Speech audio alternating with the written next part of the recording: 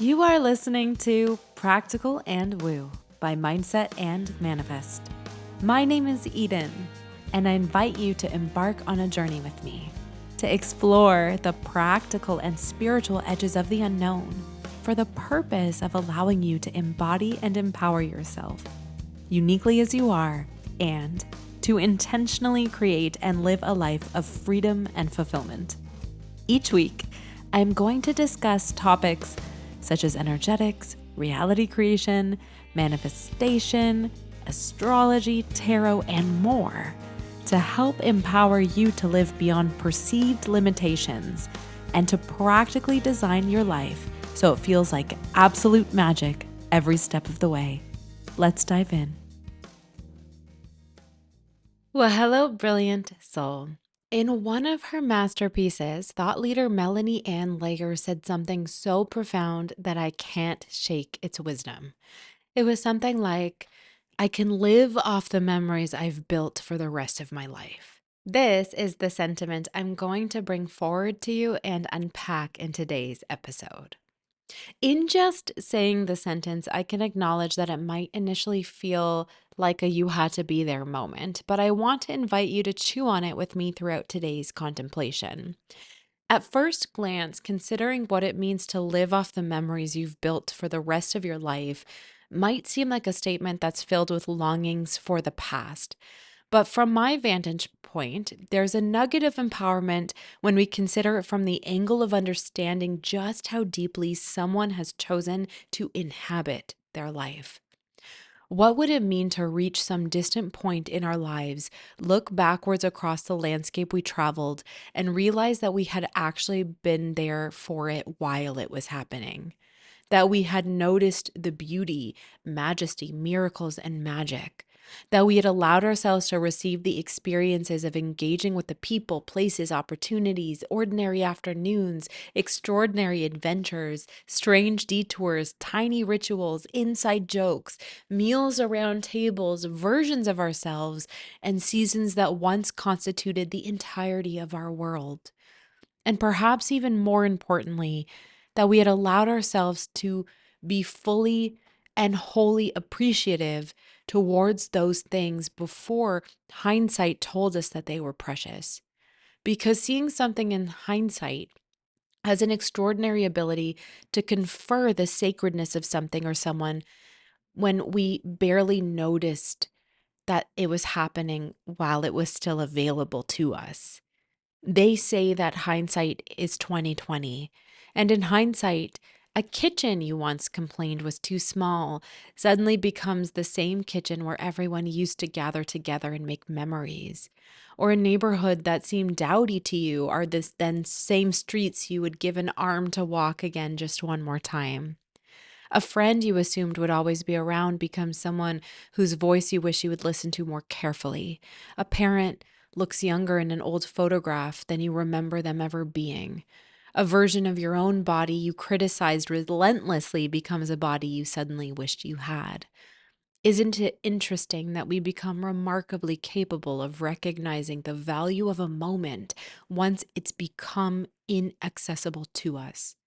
Loss clarifies, distance beautifies, and time reveals. But what if we didn't require absence to understand our abundance? What if we could learn to experience some of the tenderness of nostalgia while we're still inside the moment, to learn to be truly, wholly, and completely grateful for it? Methinks that this might be one of the purest forms of gratitude we can choose to cultivate. And it's a form of gratitude that, in my opinion, is worth its weight in gold. This isn't just about figuring out 5 things to feel thankful for or a means to try to convince yourself that you're not allowed to want more. The kind of gratitude I'm doing my very best to describe to you in today's episode is something much, much more intimate. And it's found in the ability to recognize that something is precious to you while it still exists in your life or belongs to you in some way. It can be an easy habit to become so devoted to the manifesting process and journey, for example, that we somehow turn our minds to what comes next with such a conviction that we then take for granted the relationship we have to the present moment that is existing right in front of us. Even worse, we can consider our present moment perpetually insufficient because it's just not yet reflecting what we're wanting. There's always another version of ourselves to become, another income level, another relationship milestone, another home, another thing to heal, another opportunity, another point that's somewhere over the horizon where we might imagine ourselves finally exhaling and saying, now my mind and life feel like mine. And yes, I'm an advocate for desire, becoming, and the audacity of imagining that life could expand what you've currently come to know. And I've personally built so much of my own philosophy around our superhuman ability to participate consciously in the creation of our lives. And I still believe profoundly in that capacity. And there's also an important distinction that I'd like to make between creating a future and using the future to escape or brush over your present. When your future becomes the place where you imagine your real life exists, then the elements of your today suddenly become collateral damage. You put yourself in your own holding cell in some kind of strange sort of psychological waiting room where you're here, but your attention is always somewhere else. You're with someone, but constantly thinking about the next stage of the relationship. You're in a business building zone, but wishing for the moment where you're feeling more successful. You're living somewhere, but wishing you were somewhere else, perhaps somewhere more luxurious. You're surrounded by people you love while getting caught up with what else should be happening. When you're young, you're worrying about what you haven't yet accomplished. And when you're older, you're longing for the parts that you used to be. This habit of believing that the next thing is psychologically brighter than that which is already in your life can cause some truly precious memories, moments, and things to slip away for you, only to then be reflected back to you in hindsight with regret. And in knowing this, we don't need to have regret be our modus operandi. We can actually choose to savor, cherish, and deeply appreciate everything and everyone we typically allow ourselves to take for granted. It's funny because our human mind is extraordinarily good at normalizing miracles. The person you once desperately hoped would text you eventually becomes the person whose message you answer while doing three other things.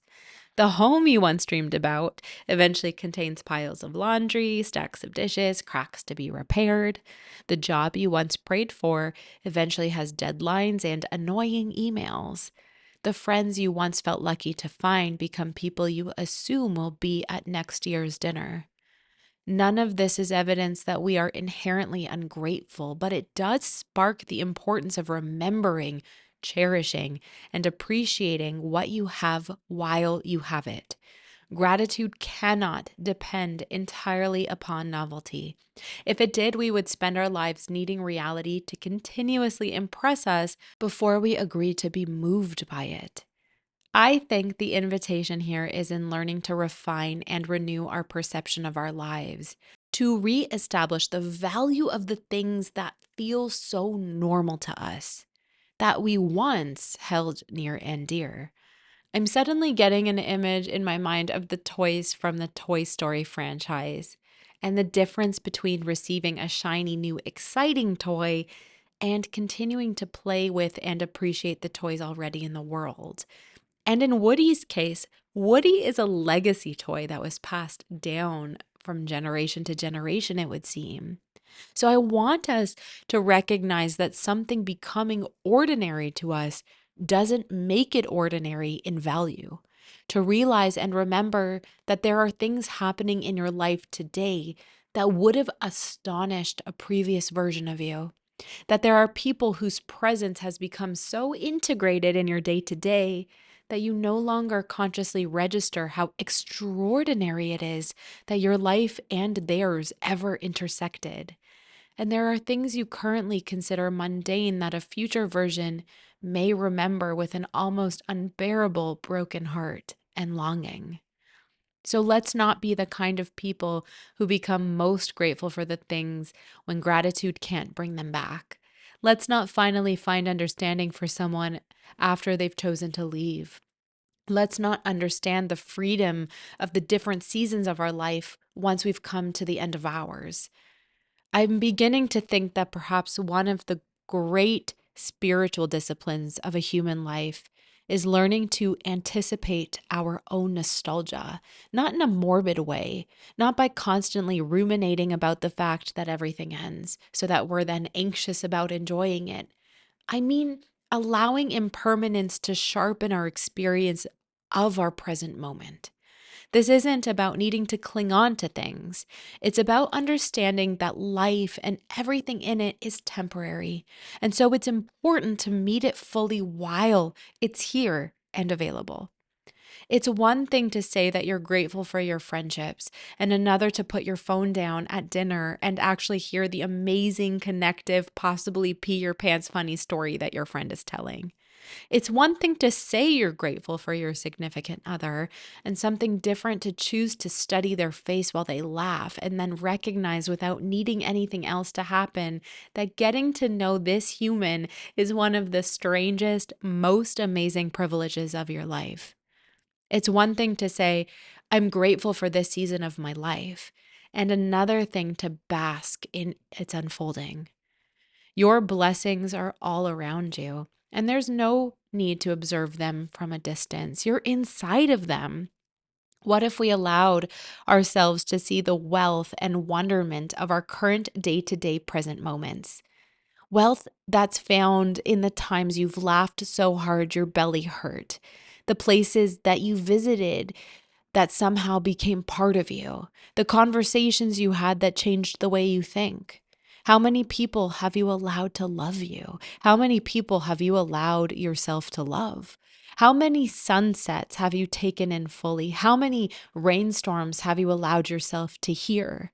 How many seemingly ordinary moments did you allow yourself to see as extraordinary?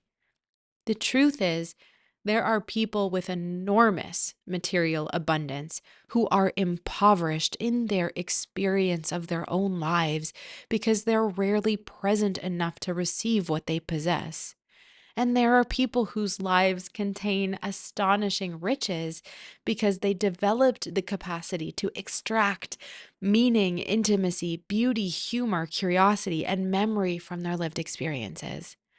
How do you allow yourself to become someone who can actually receive and experience the life you're building as well as build it? Let's not allow ourselves to be people who know how to successfully manifest our dream lives without knowing how to savor it along the way. Let's not be people who know how to optimize our lives and plan for our future without being fully present in the moments we already know and have.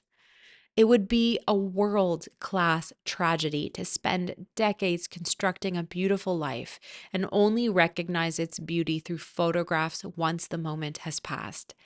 And none of this conversation is about feeling the pressure to make every single moment meaningful, because it does not have to be. You don't need to stare wistfully at your coffee every morning thinking you'll one day miss the mug you're drinking it out of. Some days will be irritating, and you will feel happy for some seasons to find their conclusion. Gratitude isn't requiring dishonesty, but every once in a while, especially when you notice yourself mentally rushing towards the next chapter of your life, ask yourself, what in your life right now will you miss one day? And then savor the heck out of whatever comes from that contemplation. Maybe this is what we're actually seeking when we say we want to live in the moment, to stop treating the present as inferior to the imagined future, to know that there's more, to know that we're becoming, to recognize there are places we still want to go, things we still want to create, experiences we still want to have, people we've not yet met, rooms we've not yet entered, and versions of ourselves we've not yet become, but to then also hold and to cherish what's here for us right now that might not be here for us tomorrow. There's a precious kind of magic in that. And when we look back at our life in hindsight, we'll realize how grateful we are and lucky we are to have an enormous archive of our former selves, relationships, experiences, and expansive opportunities that we can look upon with the purest knowing that we cherished them while they were still with us. Let's claim this form of living and not fall prey to remorse and regret of wishing we had done differently.